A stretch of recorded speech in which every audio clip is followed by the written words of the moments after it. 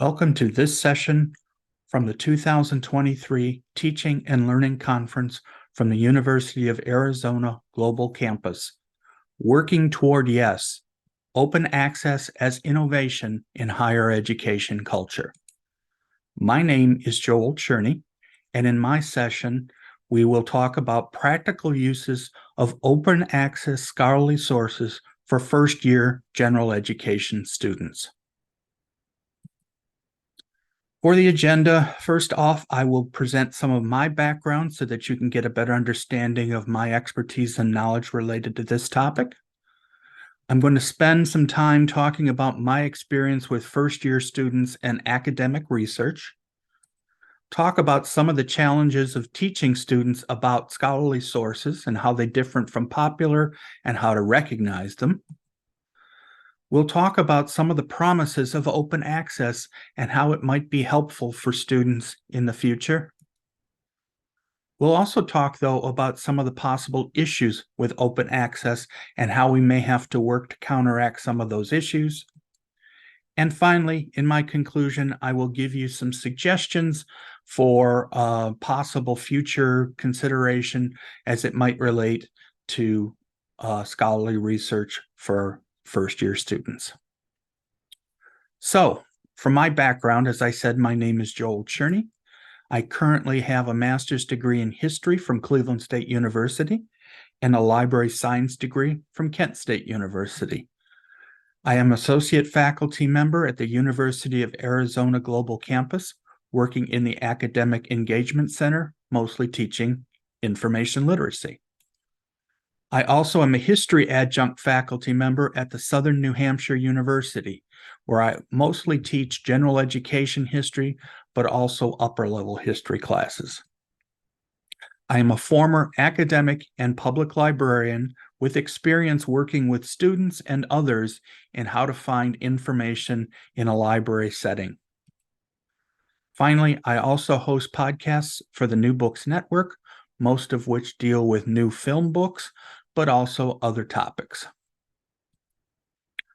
Now, first-year students have their own challenges when they first start, even from live schools and brick-and-mortar schools and to online schools where most of us are probably most familiar with them. First-year general education students come in with varying amounts of knowledge and experience. Some of them have already been in college in the past. Some of them, if this will be their first experience in college. No matter what, we have to always consider that their general knowledge will possibly require much more information to assist them. Nothing in a particularly noticeable situation relates to academic research. Most new students have limited knowledge of academic research. For example, you would ask a typical new student where they usually get their information, and they would tell you things like regular search engines such as Google or Yahoo. In many cases, they will say that they look at information on Wikipedia as an example on a regular basis. And of course, that's something that we see pretty regularly in classroom settings. They sometimes will get their information on social media, which of course has its challenges as well. So one of the first steps we have to do with new students is make sure they understand that there is more to research than just the material they're used to. The way we handle this in many colleges is to offer a course in information literacy to newer students. For example, UAGC has Gen 103 information literacy. It's usually the third course new students take. Therefore, it's early on in their process and therefore gives them hopefully much of the underlying information they need to better understand how to research both academic sources and popular sources. Information literacy at its core is meant to help anyone with the research process. As we all know, we have major issues with large amounts of data and information around us at all times. Even someone who is not in college often has to be careful about the sources they use, particularly as it relates to finding credible information. And therefore, getting the students to understand this issue at the beginning is very important. Part of the other issue related to information literacy in the college level is making sure that we talk about how to review sources for both credibility and currency, what we call analysis. One of the things we do in information literacy here at UAGC is make sure that the material we review deals with both concepts, not only on the academic level, but on the popular level, and helping students understand the kind of things they want to look for. We consistently mention to students that this is useful not only for their current academic life, but might be useful and likely useful for wherever they end up professionally and also even in their personal lives. We also discussed the ethical use of information, the idea that you don't use information without giving proper credit, without making sure that it's clear where you retrieve the material, and making sure that you are using the material as the creator intended. This is one of the most useful aspects of open access, because one of the parts of open access is that the person who owns the intellectual property has the ability to decide how the material is going to be used. And as we'll see, that is quite different in some cases to the more traditional method of using information such as from academic published journals. The other thing that early courses will often require at not only UAGC but other schools would be basic research as a way to practice this. The information literacy course as it's currently designed at UAGC requires students to do some very basic research to find information using multiple sources, both popular and scholarly, so they get some practical experience in how to do this. All of these are things that we would be dealing with no matter what format of information where we retrieved it, whether it be from more traditional published sources to open access research. Now, when we start working with newer students, particularly those who are less knowledgeable about academic research, is making them understand the concept of what we call scholarly sources. One of the things that many students are surprised about, and they mentioned it pretty regularly, not only in feedback, but also in their writing, is they did not understand that there was an actual difference between a scholarly source and other kinds of sources. So one of the things we talk about right from the beginning is the importance of expertise in any research topic. For example, we emphasize right from the beginning that that a psychologist is more likely to write a credible article than someone who might have psychology knowledge, but not necessarily all the education that a psychologist might have. Therefore, the importance of expertise for the material. We, of course, point out that the most obvious example of this are publications issued by academic institutions. We tell students that for a source to be scholarly, it must be from a publication issued by an academic institution, academic journals. The idea being, we know that the institution would be less likely or not likely to publish an article unless they were sure that the person writing had the expertise required for the topic. We would always make sure that we understand what the author's academic and professional experience is. Therefore, it needs to be stated right up front so that it's clear so-and-so is an expert at particular field. We also talk about the peer review process, and this is where students often don't completely understand because this is something that does not sound familiar to them.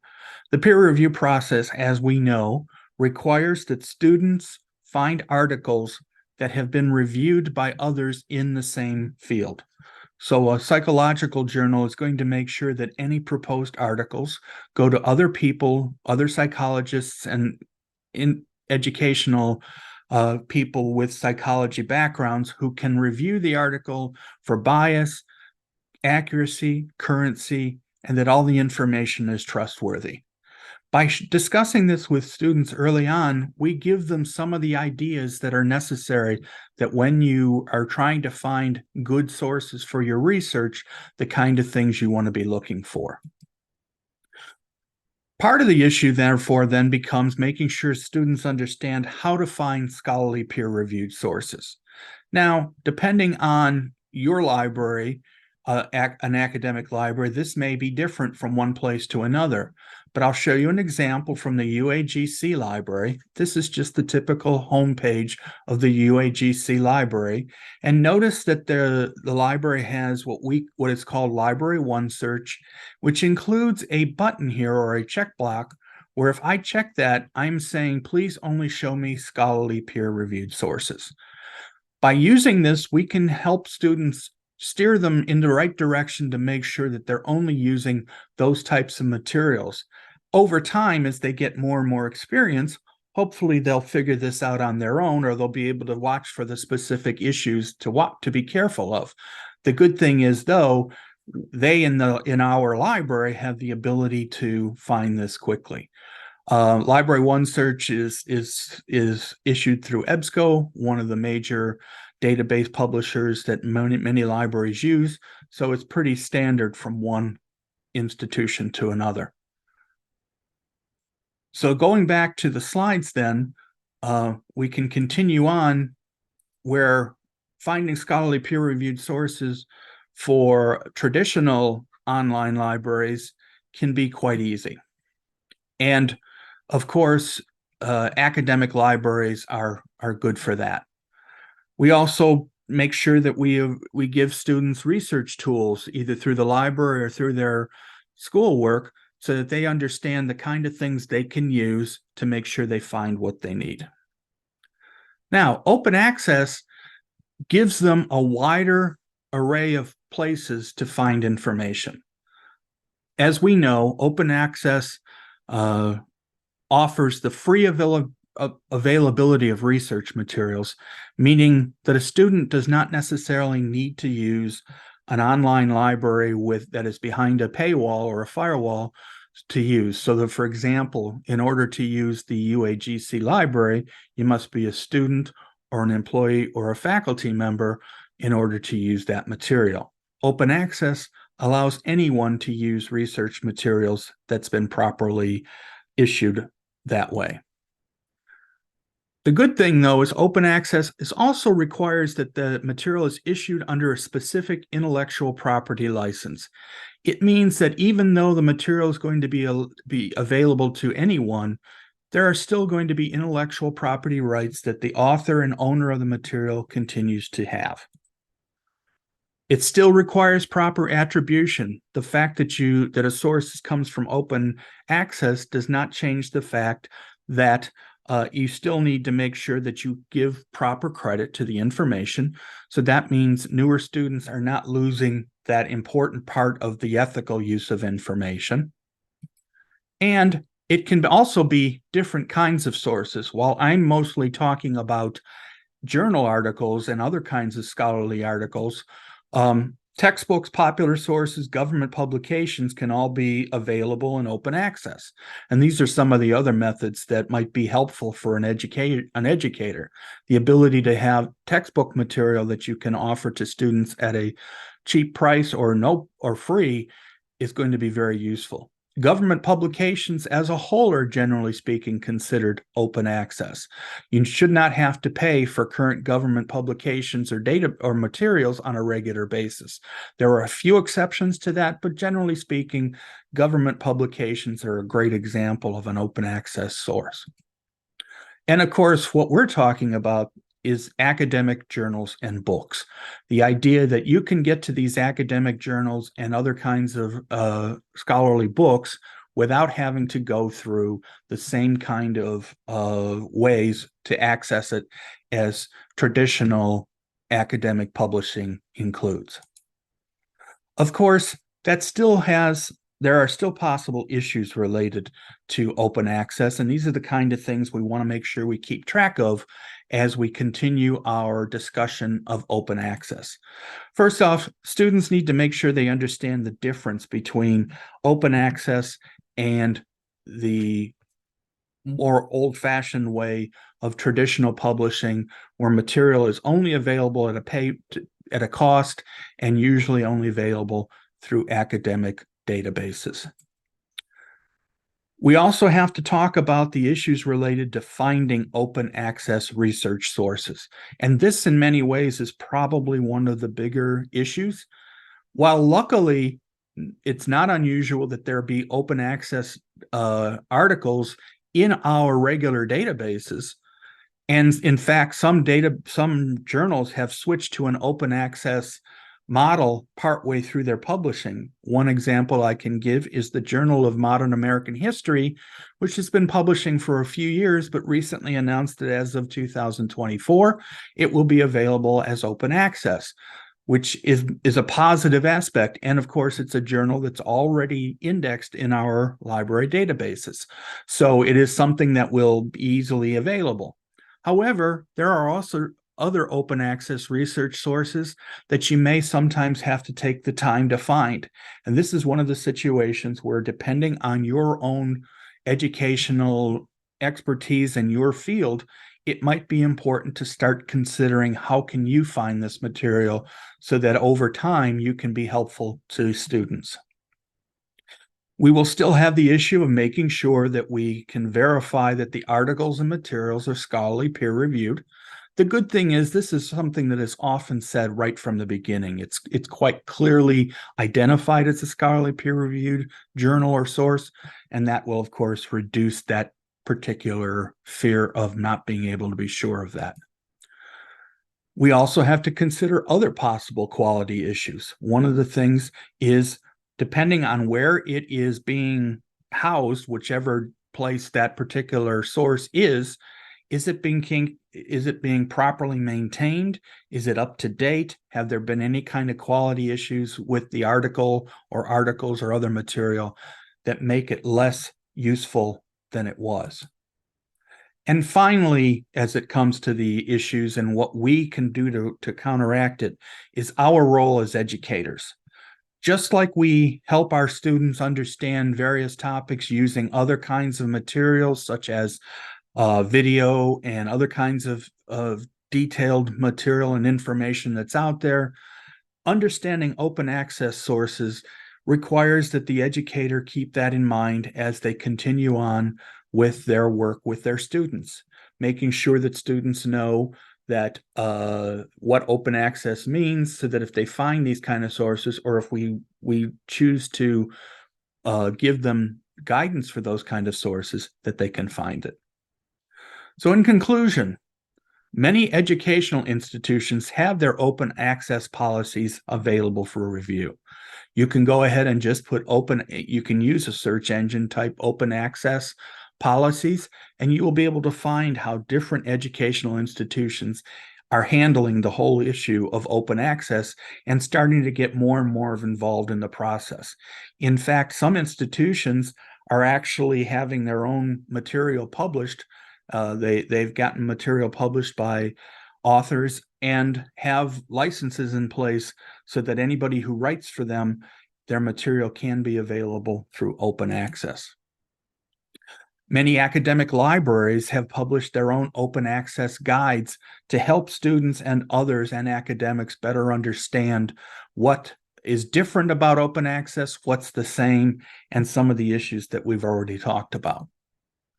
Certain disciplines have created their own open access repositories. There are specific repositories, for example, for educational open access material, and so on and so forth. And that can be very important because many of these open access repositories have material that instructors and educators can use to help create lesson material and other kinds of useful information. So understanding that there are discipline material out there for whatever your particular interest is. Once again, do some searching for educator educational open access materials or whatever your field is, and you can see what's out there and start the process of reviewing it for your own information and for your own understanding of the topic going forward. Finally, network with others who are working toward open access. Obviously, this conference is here partly to do that. So hopefully you will continue to have that ability, not only here, but going forward. The more we learn about open access as individuals in settings where we can all learn more about it, the more likely we will be successful in helping our students in the future understand the value of open access in their educational lives. Thank you for your attendance. I left my email, my Twitter, Blue Sky, and also the New Books Network. You are certainly welcome to contact me if you have any questions. I appreciate the time you spent listening to my presentation. I hope you continue to enjoy the programs here on the University of Arizona Global Campus Annual Teaching and Learning Conference.